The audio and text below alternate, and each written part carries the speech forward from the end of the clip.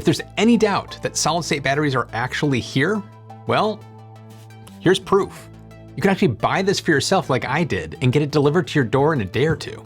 No, solid-state batteries aren't everywhere and definitely not mass market yet, but they aren't vaporware and always 5 years away. Just like this Yoshino battery, which I'll get into the details in just a second, there's other solid-state batteries right on the cusp of ending up in consumer electronics devices near you. But do these early versions live up to the hype? And who is this Yoshino battery really good for? I'm Matt Ferrell. Welcome to Undecided. This video is brought to you by Ground News, but more on that later. I published a video a few weeks back about the progress of solid-state batteries and how they're finally here. And to say I got some pushback would be an understatement. I received comments like, nuclear fusion has some company. It's really funny. It's not accurate, but it is funny, I'll give you that. Now, I guess I sparked quite a reaction. I really opened myself up to that point of view with how I talked about the latest developments. Everyone has a different opinion of what a product being here, as in now, means. Does it mean it's mass market, or just that it's the first cells that are shipping? It's a bit of a charged topic. Now, my focus on EVs didn't help that matter either. Bottom line, I could have done a much better job clearly defining what I meant by here and now in the video. Now, I'll amp up my clarity on that kind of stuff next time. But in a nutshell, I was talking about how many companies are now producing solid-state battery cells for actual use and/or testing by partners.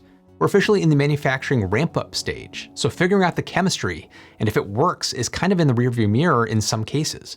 That is a major milestone and a sign that the technology has hit a turning point. It's definitely a positive change. However, I should have focused on a product that you can actually get in your hands today, or to quote another comment from the video, until I can order from Amazon, it's not even close. So please, no solid state information unless it's in your possession. Okay, here you go.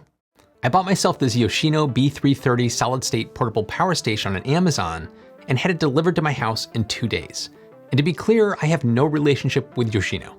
This is the smallest version of their battery pack, which has 330 watts of continuous power and 241 watt hours of storage. They also have a version that scales all the way up to the B4000, which has 4,000 watts of continuous power and 2,611 watt hours of storage capacity. In general, the reason you might want a small battery like the B330 is for going camping or reserving emergency power to charge up your phone or laptop in a blackout. The larger batteries are also great for those same uses, but they're even better for running power tools at a work site that doesn't have power available, or backing up more substantial appliances in a blackout, or even getting your entire home back online. Now, the little guy I have right here weighs in at 9.9 pounds and can charge in a couple of hours. What's nice to see on even a small unit like this is that you can charge through one of 3 ways. 1, the DC input on the back, 2, solar panels, and 3, USB-C power delivery on the front. You can also tandem these up to speed up the charging, so you can be charging through both the USB-C and DC or solar input on the back all at the same time. There's a couple of DC output terminals on the front, as well as 2 AC outlets, 2 USB-A and 2 USB-C ports. The main focus of Yoshino for this design is meant for on-the-go power, like as an emergency backup or for use during camping trips, so there's an LED light bar that can act as a light source. Now, it's not the brightest light in the world, but in a pinch, it's a nice thing to have. And much like other battery packs in this type of product, you can also connect to it through an app via Bluetooth or Wi-Fi. And this allows you to install firmware updates and to control it remotely.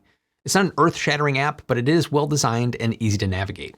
It shows you what ports are currently active, the power draw, and how much time is left on the current charge.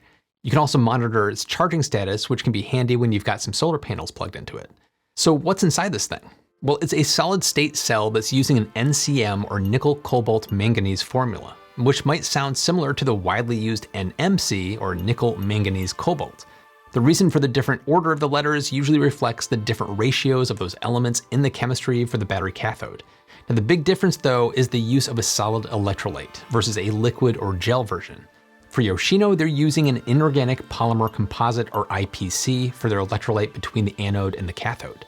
I reached out to Yoshino for additional details on the battery and found out some interesting things. The team didn't give me the exact formulation of their battery for probably obvious reasons, but did share details of the safety testing done by USA Energy Assurance Labs. Yoshino's batteries were put through the paces for thermal runaway, nail penetrations, and short circuits, which are some of the big selling points of solid-state batteries. This battery is substantially safer in those regards than a typical lithium-ion battery with a liquid electrolyte.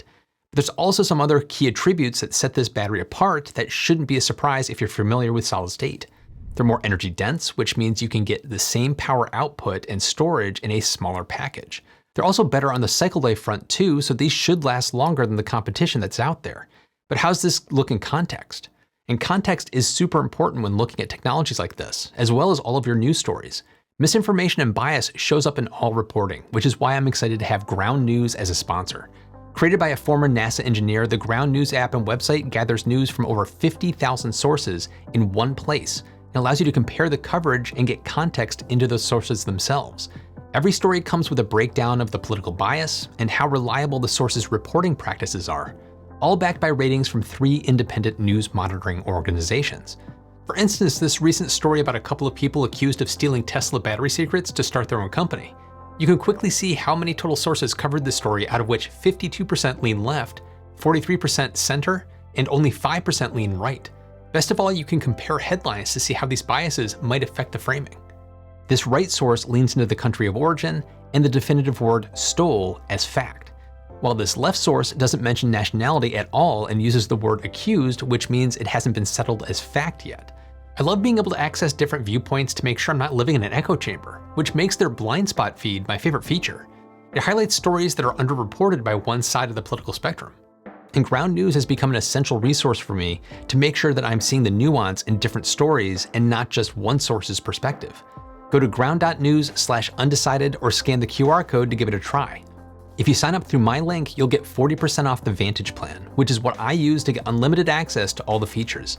I think Ground News is doing important work, and I hope you'll check them out. Thanks to Ground News and to all of you for supporting the channel. So back to how the Yoshino battery looks in context. This is where we should compare the Yoshino battery to comparable power stations on the market. And some of the more popular brands out there are things like Bluetti, Anker, and EcoFlow. So let's take a look at some of those. And since I have the Yoshino B330, let's compare it to similar sized batteries like the EcoFlow River 2, Bluetti EB3A, and Anker 522. When you look at the price, it looks like it falls right in line with the competition. However, when you divide the cost of the unit by the watt-hour capacity, you start to see the difference. Yoshino is roughly $1.24 per watt-hour, while the others chime in between 90 cents and $1.12 per watt-hour. That means Yoshino's battery, which is a first-gen product, comes in 11 to 37% more costly than the competition per watt-hour. However, the key benefits of solid state is safety, longevity, and energy density. So how does it compare on that last one? Well, not so great for the model that I've got. Yoshino is at 53.56 watt-hours per kilogram, which is just slightly lower than the Bluetti. But both EcoFlow and Anker have 73 and 76 watt-hours per kilogram. So what's going on there? This made no sense to me. So I decided to expand my comparison to Yoshino's largest battery, the B4000, to comparable batteries. I picked the EcoFlow Delta Pro, the Bluetti AC300 B300 combo, and Anker Solix F3800. This is where it got more perplexing. Now, these models aren't exactly an apples to apples comparison because of how they're intended to be used. The Bluetti AC300 B300 combo is actually 2 separate boxes that you have to use together. It's meant more for permanent or semi-permanent installation like whole home backup or for an RV. Now, in terms of power output and storage though, it is comparable, which is why I picked it. Money-wise, the numbers across the board landed in very similar region, at least when non-sale prices were used for comparison. The Yoshino clocked in between 21 and 29% more expensive than the competitors.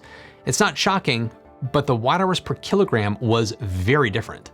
The Yoshino B4000 has 107 watt-hours per kilogram versus a range of 53 to 80 watt-hours per kilogram. That makes the B4000 101% more energy dense than the comparable Bluetti and 34% more energy dense than the EcoFlow. And this is more of what I was expecting to see when I dove into this comparison in the first place. So why is the smaller battery, the one that I've got, so behind in the comparison? And my hunch was the physical design of the product and all the bells and whistles. Yoshino's battery has a large and heavy metal handle that wraps around the entire box. EcoFlow's River 2, on the other hand, is all plastic with no light, which means there is a weight savings from materials and components. This hunch was confirmed when I reached out to Yoshino for more information. The team compromised some additional weight for the sake of additional functionality and aesthetics. Having one in hand, I can say it's nice to pick up and it looks great, but I'd personally have preferred a plastic casing to save some weight. However, those design choices become less impactful as you scale up the battery pack size, which is why we see the B4000 come out way ahead on that front. All of that raises the big question, Why would you want this? Well, it really comes down to your use case. So let's start with the small battery packs. If you're looking for the lightest weight and cheapest small battery pack to take with you on a trip, then you're most likely looking at the EcoFlow or the Anchor. However, if you're looking for a battery that will last you an incredible time span with the least degradation, is also exceptionally safe and can work in a wide range of temperatures without concern, then you're probably looking at the Yoshino. In this small size category though, it's a tough sell. So what about the larger battery format? Well, many of the same arguments hold true here, but this is where the weight comes into play. If you need a largest battery that you can get to easily toss into the back of your truck or RV for a trip, even though the Yoshino B4000 costs more, it's dramatically lighter weight. It's half to 1/3 the weight of the competition. Lugging a 53-pound or 24-kilogram battery onto the back of your truck sounds way more appealing than a 100 to 130-pound or 57 to 60-kilogram battery. On top of that, the Yoshino will have a longer lifespan and is safer too. However, if you're looking for a battery that could serve as a whole home backup with a semi-permanent installation, Yoshino isn't even on the table. Its current batteries are designed for a lifestyle type of brand, on-the-go uses, camping, and emergency backups. There is an elephant in the room though. Many of the companies like Bluetti, EcoFlow, and Anchor have massive sales and promotions that drive that cost even further down. If you pick up their batteries on sale, there's no contest for the value that you get. In that case though, it's important to remember one thing. This is the first gen Yoshino battery. There's no doubt they're working on a second generation product that should be cheaper and more competitive on that front. The next crop of batteries should also be even more compelling on the energy density and performance front too. That said, for a first gen product, I think the Yoshino holds up surprisingly well. As I always point out when looking at any product, it all comes down to your personal use case. That will dictate what features are more important to you and could make the slight increase in cost acceptable. I'm very impressed with the build quality and performance I saw in my testing, and I'm really eager to see where Yoshino goes from here. But what do you think? What portable batteries are your favorite and why? And does seeing an actual solid-state battery like this on the market give you any hope for the future of solid state? Jump into the comments and let me know, and be sure to listen to my follow-up podcast, Still to be Determined. We'll keep this conversation going. Thanks as always to my patrons for your continued support. I'll see you in the next one.